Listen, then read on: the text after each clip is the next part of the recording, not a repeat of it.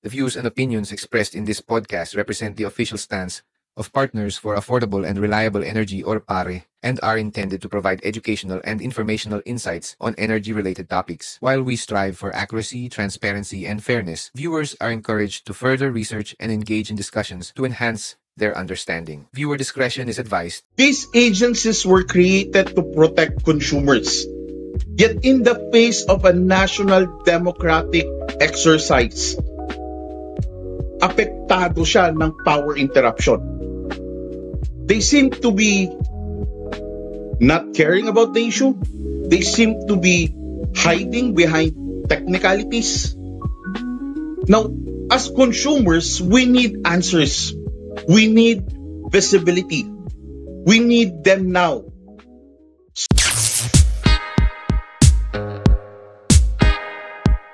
Welcome back to Power Talk by Pare, your go-to podcast for everything about consumer rights, energy justice, and accountability in the power sector. I'm Nick Sator Jr., your Chief Advocate Officer here at Partners for Affordable and Reliable Energy, or PARE. And today, we're asking a question that every Filipino should be asking. How could 241 brownouts or power interruption happen on election day? And why is the Department of Energy not saying a word about it? This isn't just a question. This is a demand for truth. This is a wake-up call. And most of all, this is a call to action. Now, as early as February this year, PARE has already warned that if the energy sector fails to prepare, the 2025 midterm elections would be at risk. And then May 12 came, Election Day. According to the National Electrification Administration or NEA, by May 12, 9:36 p.m., a total of 241 power interruptions were recorded across 81 out of 119 electric cooperatives nationwide.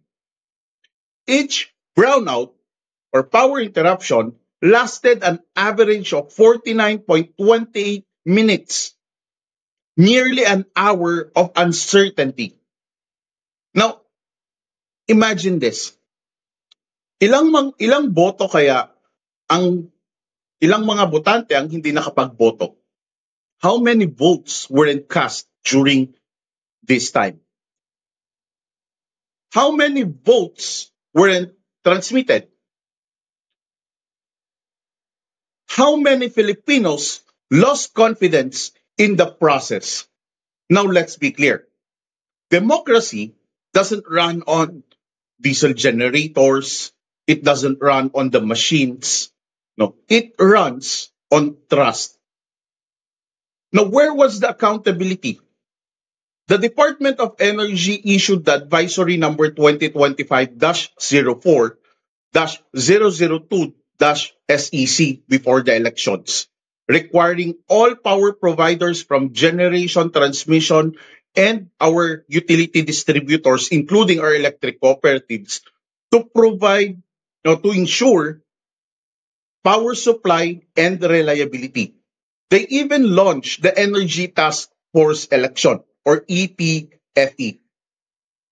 Well, that sounds good on paper. Ang gandang pakinggan. But here's what happened in reality.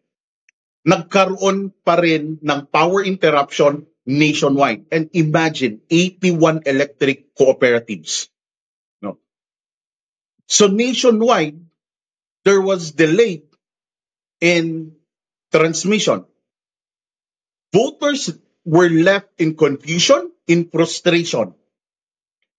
And last Thursday, noong May 15, 2025, the Department of Energy held a press conference to give updates. And ironically, they were hit by a brownout mid-event. Now, instead of owning the situation, Energy Secretary Rafael Lutilla called it an isolated case. Granted, okay, isolated case. Isolated?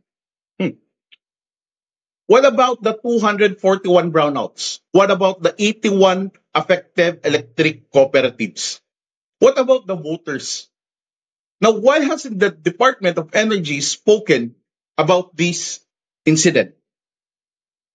Now, they never mentioned it publicly. Why the silence? This isn't just negligence. This is a failure to account for the most sacred democratic process in the Philippines, and that is the people's right to vote. Now, why the silence coming from the Department of Energy and even the Energy Regulatory Commission? Let's be honest. Where is the DOE now? Where is the ERC now? What are they saying? Now, what are the post-election accountability the Energy Task Force election had set? Ano nang nangyari? They promised us that there will be no power interruption before, during, and after election. Now, the silence from both agencies and the Energy Task Force election is so deafening. Now, days after the election, the Department of Energy and the ERC have yet to give a detailed public accounting of what went wrong on May 12. Pero anong sabi nila? There was a reliable power, but they never mentioned about the power interruption that happened. No explanation, no timeline for investigation, no commitment to penalize those responsible. Isn't this the very moment when the Department of Energy and the Energy Regulatory Commission should be front and center, answering to the people they swore to serve? These agencies were created to protect consumers. Yet in the face of a national democratic exercise, apektado siya ng power interruption. They seem to be not caring about the issue. They seem to be hiding behind technicalities. Now, as consumers, we need answers. We need visibility. We need them now. Sir, ma'am, consumers want answers. Now, brownouts are not just technical glitches. Right? The brownouts or the power interruption on May 12 isn't just an inconvenience. It's not just bad timing. It's a disruption of democracy. Now, the power outages have delayed the polling. Some areas could not transmit results. There were delayed transmittal of results. Voters were discouraged. Some even turned away or gave up entirely. In other remote barangays, backup was non-existent. Now, the generators is a good contingency plan. But what consumers are asking right now is not the contingency, but the accountability of those who are responsible, of those who are negligent during this power interruption. Will they be penalized? Now, let's be fair. Some electric cooperatives did their part. Others were reasons for vegetation. Other power interruption was because a bird flew over transmission. No, hindi naman lahat kasalanan ng electric cooperative. Okay? There are a lot of electric cooperatives who also tried their best. Not all of the 241 brownouts were because of negligence. But that's exactly why PARE is calling for a full transparent investigation. Let's separate the unavoidable from the unacceptable. Who must be held accountable? Sa mga negligent, ilan ba to out of the 241? Now, we need that investigation coming from the Energy Task Force election, the Department of Energy, and the Energy Regulatory Commission. Now, the ETFE or the Energy Task Force election was created for a reason. And that is to ensure our power systems hold up on election day. So now we ask, sino nga bang may kasalanan dun sa 241 power interruption? Was it because power generators went unscheduled shutdowns? Is it because of the fail in the grid stability? Is it because of electric cooperatives' negligence? No.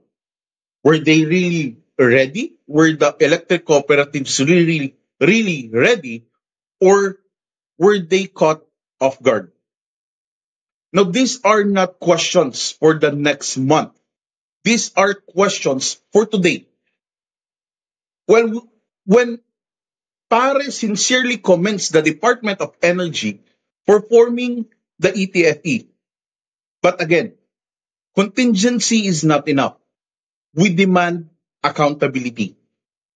Every energy player from generation, transmission, and distribution must answer once accountable. Now, PARE demands